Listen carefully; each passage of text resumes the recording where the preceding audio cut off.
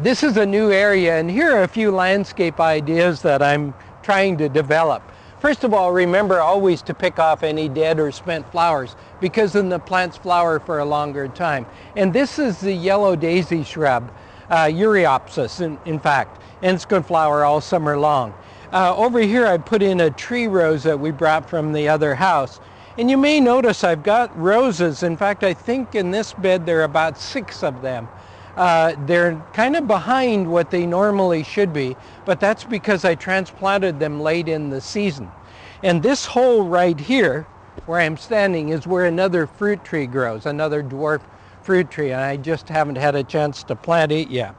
But this is a miniature rose that flowers beautifully all summer long, and we potted it up last fall when we moved out of the other place, and I'll be planting that in the ground hopefully later today. And remember this plant, this is magic carpet Spirea. Look at the chartreuse foliage on that. Isn't it outstanding? And then it has the reddish flower, of course, later in the summer, and flowers almost all summer long.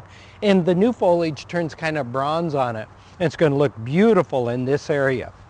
And then we have the emerald green yew, and that'll stay really low and give us year-round color. And over there I have a beautiful Daphne neorum, which is very, very fragrant, because the parking area is going to be in that region. And of course, when you drive in, you'll be able to get the fragrance of that Daphne neorum. We commonly call it, by the way, the rock Daphne. And look at here, our Gisela cherry.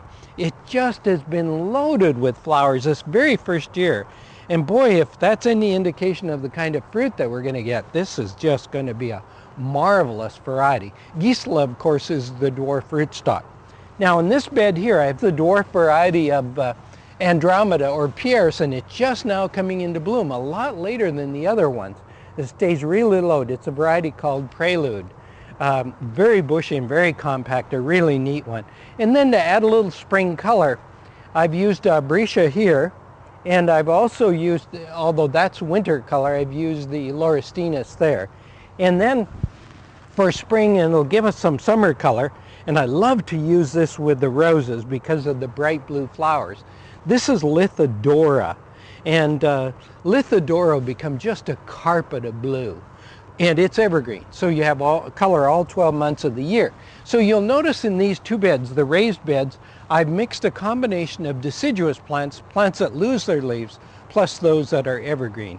And I'll be adding perennials and annuals too, just for additional color.